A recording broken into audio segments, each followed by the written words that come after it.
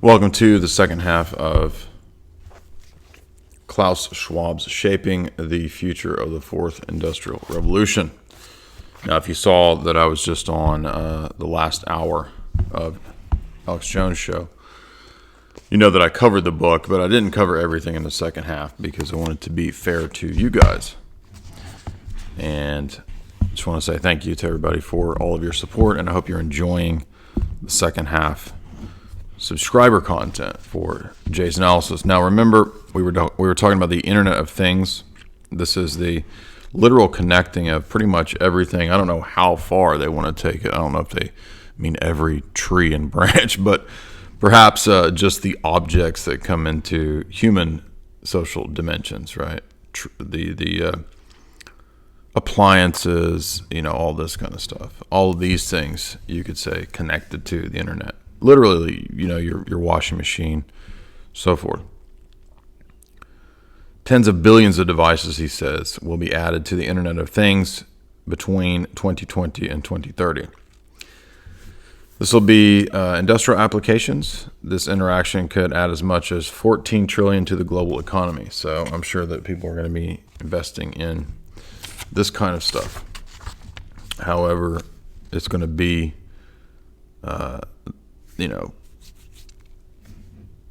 basically connecting every object. I don't know what types of things. He just says sensors. I don't know what kinds of sensors he's talking about, but it will mean huge questions for privacy, ownership, and availability of information. So there's going to be a lot of data debates in the future. This massive flow of data from all of these objects and the tracking, as we said, requires huge infrastructure. It requires 5G everywhere. Not exactly sure how that's going to work, given the fact that there's kind of a small range for 5G. So are they going to have a 5G sensor every 3 or 4 houses on a block? I mean, maybe, I don't know, but I certainly don't want a microwave outside out by my mailbox, basically cooking me and everyone around me, so that a bunch of creeps in AI can see what I'm doing at all times. Using big data, he says, will also give the ability to censor and socially engineer. Now, he doesn't use those terms, but that's what he's talking about. He says because people who are using too much energy, using too much water, using too much whatever, right? If you noticed, sometimes people's bills, your bill comes and it says, you used a little too much water this week. We recommend all of these policies for saving energy. Now, that sounds like it makes sense on the surface, right? But really, it's not about the utility company helping you save money. It's about training you to be ready to accept an austerity-based, emissions-based rationing of services, you see. See, people think this is all about excess and, capitalism is excess. Well, to a degree, perhaps. I mean, it gives rise to that at times. But what he's talking about is bringing in a system that's, austerity, basically. That's what the Great Reset is. So we're going to have, he says, he has this little section on hackers and malware, and presumably that's already weaponized by the system too. I mean, the stuff that you get is probably already loaded with backdoors. Well, I know it's loaded with backdoors, but loaded with probably malware too, right? Bloatware, the stuff when you buy a new computer, you get all this junk that's on there that you got to go in and delete. He says that artificial intelligence will manage our emissions, right? Allowed emissions, meaning you. Right? He's talking about, it makes it sound like, they're just going to control CO2 or whatever. CO2 that literally means humans, okay? Carbon-based life forms. Robots will do the policing duties, he says, in the near future, and even at a point, AI pre-crime. So basically, he even says the stuff that you see in the science fiction stories is kind of, plays into this because there's a race to have the best AI. China, Google, the race for the best AI. And that's because whoever, I guess, can have, or lay claim to that AI will control the mega system. Humans are bad and nasty. He quotes some Berkeley professor, Stuart Russell, computer science. Since humans are bad and nasty, we need AI that's not influenced by emotions to run things. Okay. So what's bad and nasty here is human emotions, human empathy. So if we just have a bunch of autistic bots with no empathy running things, and he says the bots will actually be AI learning as they surveil. So the more data, the more that the algorithms are watching what's happening, they can tweak themselves. The algorithms can be tweaked to have to have more control, basically. And he talks about, it's going to be so cool, right? Oh, AI will be so cool, dude. It's going to be so radical with all this, the bots running everything. And, they always sell it like it's going to be the space utopia, Star Trek, all this stuff. But he actually says doctors, trained professionals, he's like, a lot of these people are going to lose their job. Literally, doctors, because the AI is going to diagnose you based on, right? You're not going to need doctors, he's saying. Doctors, lawyers, trained, truck drivers, this kind of stuff. So this is going to basically demolish a lot of the middle class. Guess what? That's by design.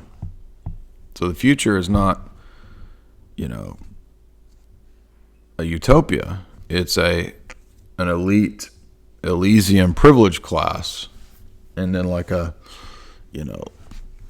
working middle class bunch of people that are, displaced, losing their jobs, or perhaps even a gigantic lower class living on a subsistence universal basic income, right? So basically, and I think that's kind of what they want. Quigley talks about the neo-feudal model, but it's not like you're going to live on a farm with some, like you're going to be Zuckerberg's farmer and he lives in his AI palace, right? And you live outside the AI palace walls as a little tenant farmer for Zuck, getting him his zucchinis. Right? You're farming zucchinis for Zuckerberg. No, it doesn't work like that.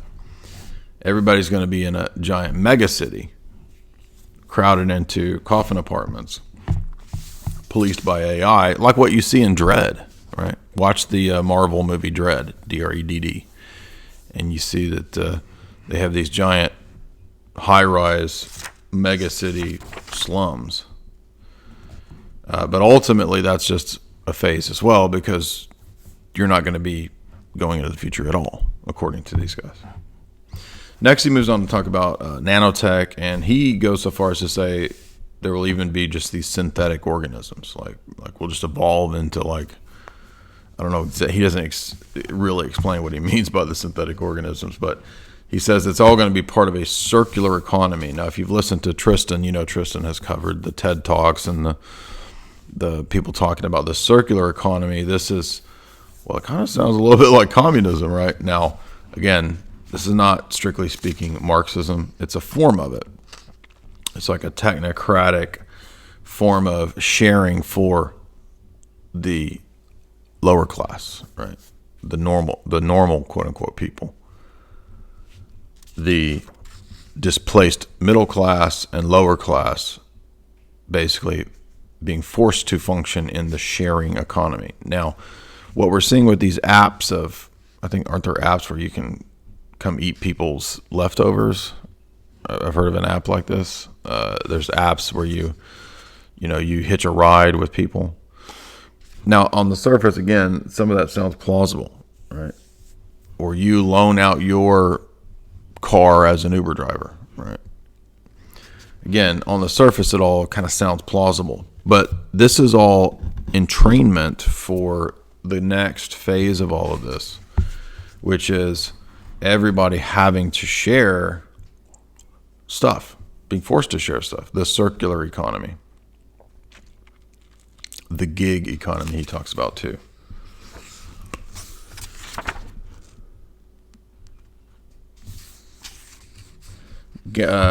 Government, he says, governments have put a tremendous amount of money into funding nanotech. Oh, wait a minute. I thought we were all, at the service of the brilliant private sector innovators. Oh, no, it's government putting zillions of dollars into nanotech, because there's not really, at that top level, a distinction between public and private. Global government, he says, is what's going to have to come into place for us really to manage all this. You see, so there's all these problems with big data and privacy and economic shakeups and AI and economic collapse, everybody being displaced, losing their jobs to robots. He says since all this crisis is coming, which they want to come, you see. We'll see, we got to fix this. There's no other way. Crisis. Got to have global government. This is always what they say. The crisis is coming.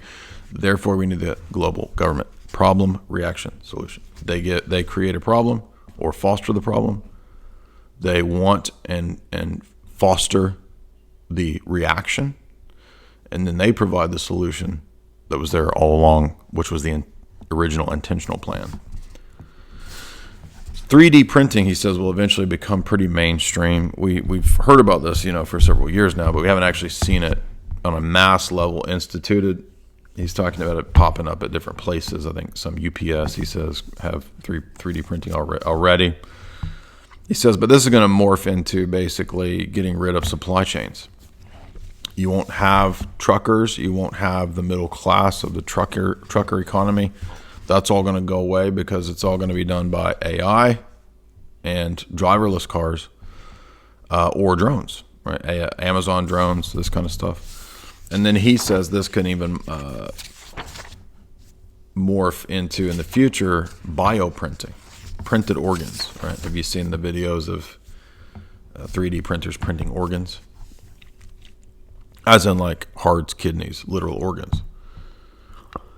Drones will eventually take over the military, he says. We're not going to need pilots. You're not going to need a lot of what he says already goes on in e-commerce is going to be replaced by AI and drones. So look at what's coming. I mean, everybody is basically training and working on building the thing that is going to put them out of business, out of work.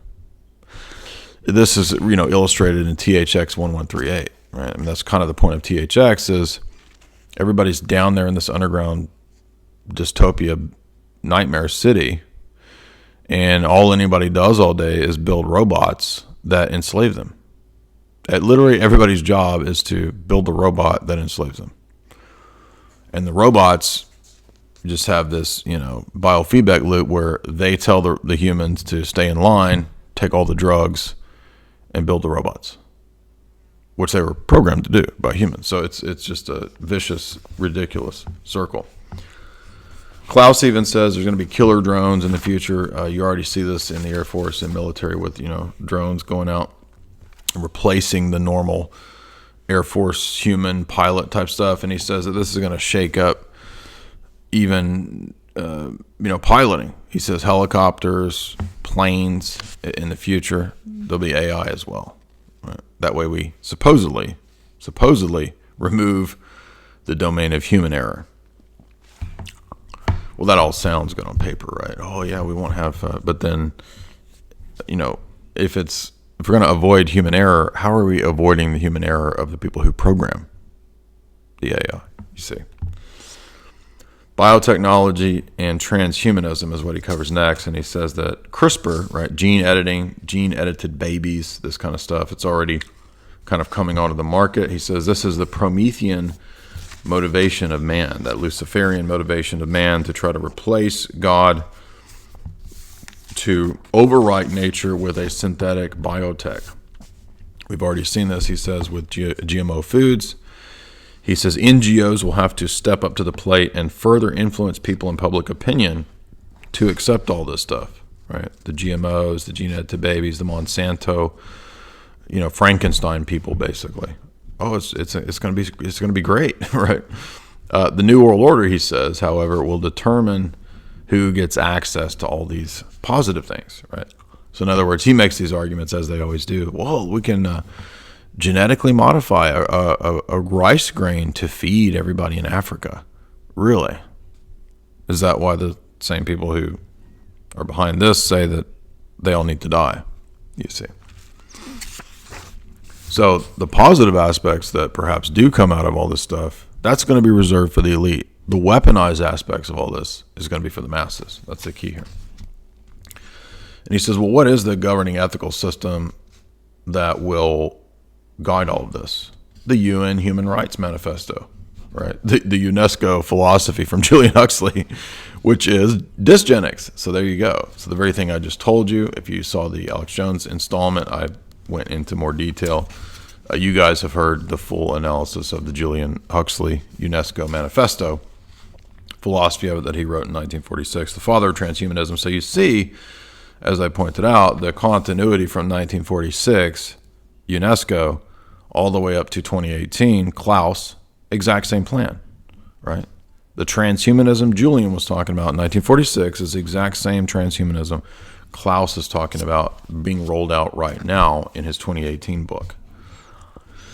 And the UNESCO philosophy is what will govern the ethics of this system. Of course, 5G, 5GEE, right, will have to also be a part of this. He says that there is a section on that. And then he talks about the chips in the brain-computer interfaces, which we, of course, heard quite a bit about back at the time of the Batman shooting with that James Holmes or whatever. Remember, he was working on DARPA-type brain-computer interface stuff. Well, that's been in the works all the way back to John C. Lilly. Remember, in Lilly's autobiography, we covered this in the last Global Elite Talk. In Lilly's autobiography, he was working on, back in the 40s, the chip in the brain of the monkey, and then presumably chips in humans as well. I think we could it's entirely plausible that they were experimented on humans. There you have it, right? So in other words, what I'm trying to stress is that from the vantage point of these guys, it's all one big plan. It's not piecemeal.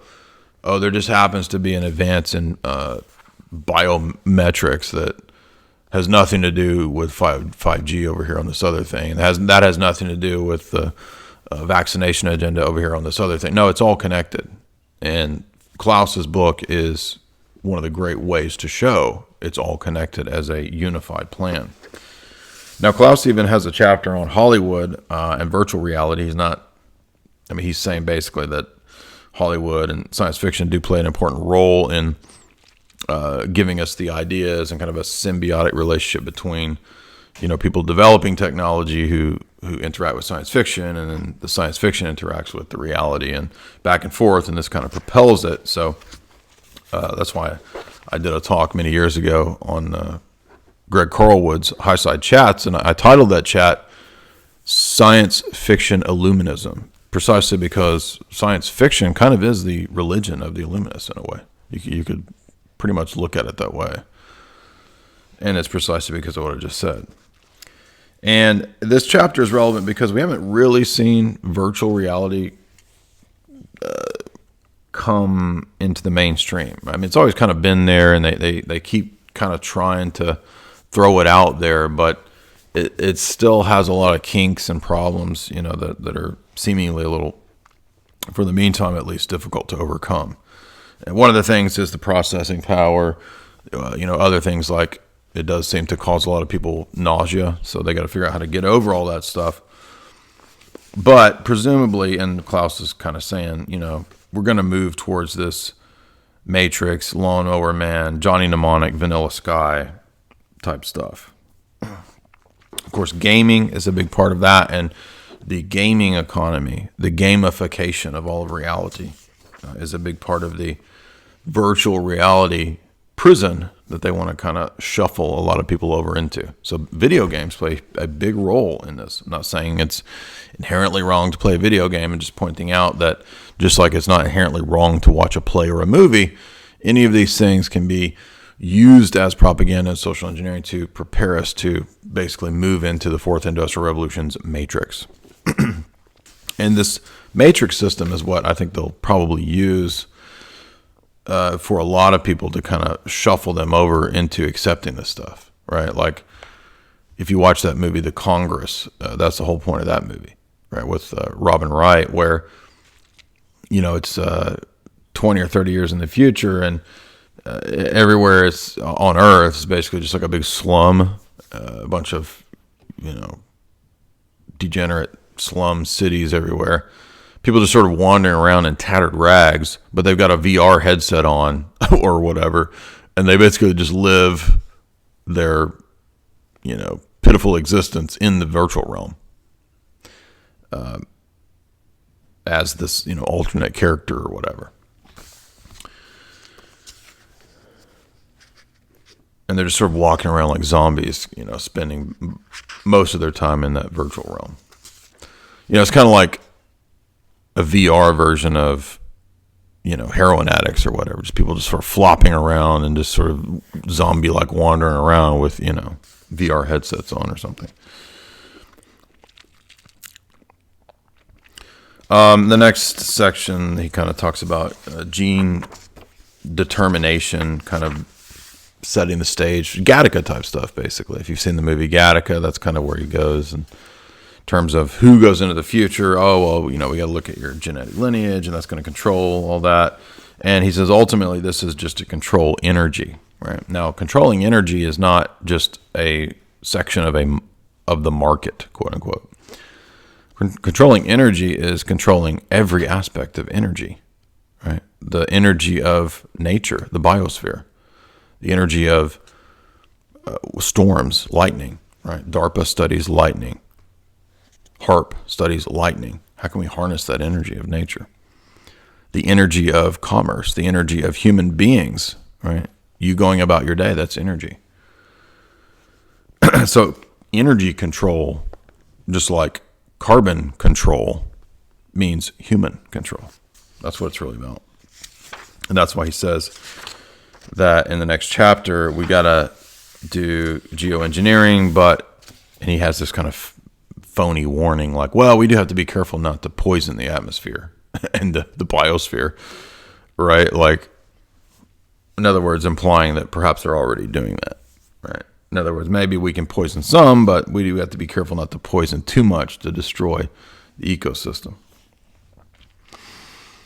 The global government framework, he says, is what will have to be in place to control geoengineering. Since geoengineering is coming, he says, we got to have the global government to control it. Once again, weaponized weather. This is all already studied. Carnegie Endowment, right? Stanford Research, all that stuff. Now, Klaus plays the little game of acting like it's a theory when they already do it, right? I mean, geoengineering has existed since World War II. We've covered it in multiple books. Right. Annie Jacobson's DARPA history has a whole chapter on it at the time of Vietnam War. Agent Orange, all that stuff. Biowarfare, chemical spraying, altering the atmosphere, cloud seeding. This is old stuff, right? HARP. Okay, HARP existed. I mean, it still exists, but it's not the main means and modes of doing this, right? Heating up the ionosphere and altering weather patterns, right? Weaponizing weather. This is real. And it's existed for, again, decades. But idiots Google something and they see that, this article says that it's an idea they might do in the future. That means they're already doing it, dummy. Now, the next section about, quote, space, right? This is a bunch of nonsense because space companies really is just about weaponizing and controlling the lower atmosphere. Okay, I mean that's my view of what the space baloney is. It's not about going to Neptune and Mars and hanging out with, what's that guy? The Martian, the Looney Tunes guy. Oh, yeah. Marv the Martian. Okay, it's not about sending ET emails like SETI or whatever. It's about controlling the lower atmosphere for total surveillance purposes. Duh. That's what, quote, space control is. Right? Controlling not just, and this is why he puts this right after the weather chapter, the geoengineering chapter, right? I mean, space as part of the atmosphere, right? The upper, lower atmosphere. So satellites, that control grid, drones flying around up there, blimps, that's what we're talking about here. For surveillance and who knows what else, weaponized drones. That's what, quote, space control really is.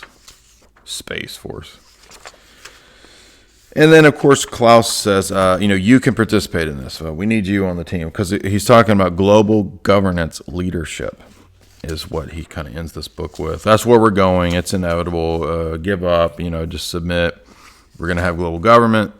And if you're a normal government person or an academic, because interestingly, in the last section of the book, there's several pages of acknowledgments.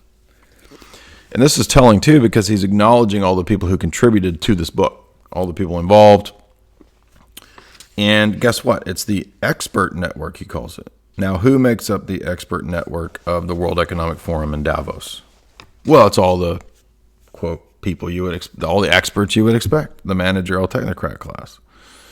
It's people from the top tech firms. It's people from Harvard, Stanford, Columbia, Cambridge, Oxford, Microsoft, MIT, right? I mean, there's hundreds of people, probably, 200 people listed here. And it tells where they're from, right? Microsoft,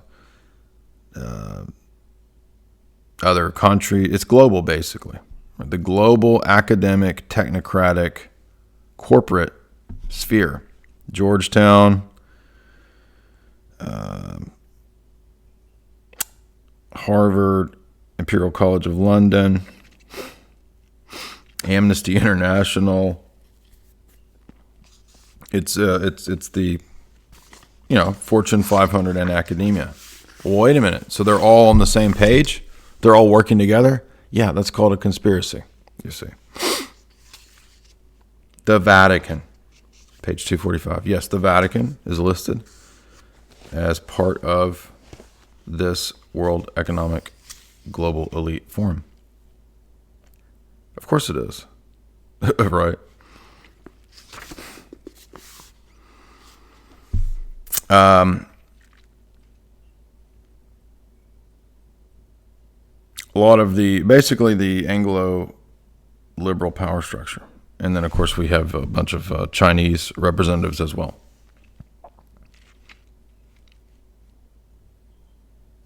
World Bank, Yale University, no surprise there. Google, DeepMind.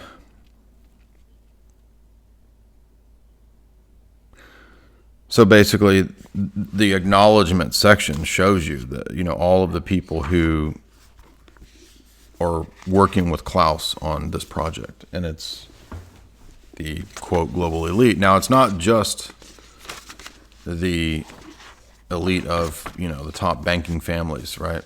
This is what you could refer to as the managerial class. These are the 6,000 or so. It doesn't list 6,000 in here, but globally speaking, you could say the world is run by 6,000 or so in terms of the Anglo power structure, the Western power structure, and that's who makes up this list, right? This list is just one example of a giant chunk of these people, and so you can see they're all coordinating. They're all coordinating to not just bring in, but also manage and control this, quote, revolution, which is a revolution from the top, you see. This is not people think, revolution is when all the people get together and overthrow the tyrants. No. This is the revolution from the top down, from the tyrants down to you. So we have to be aware of this. We have to know what's coming. Be wise as serpents. All right, thank you guys. I hope you enjoyed this. Hopefully this was helpful to see the continuity from the older, H.G. Wells, technocrat, Huxley, UNESCO plan, Rockefellers who basically created and donated the land for the United Nations, League of Nations, both of those, all the way up till now, it's a continuity. And Klaus's book shows, beyond any shadow of a doubt, the continuity. And it also shows that all of the nonsense of the last 6 months, right, of Kufid is all part of that. I mean, Klaus just wrote a book on the Karunka and tying it into his Fourth Industrial Revolution book from 2 years ago. So there you go. From the horse's mouth, is once again, we see that this is not a quote, conspiracy theory. It's a conspiracy reality. God bless, and I'll talk to you guys soon.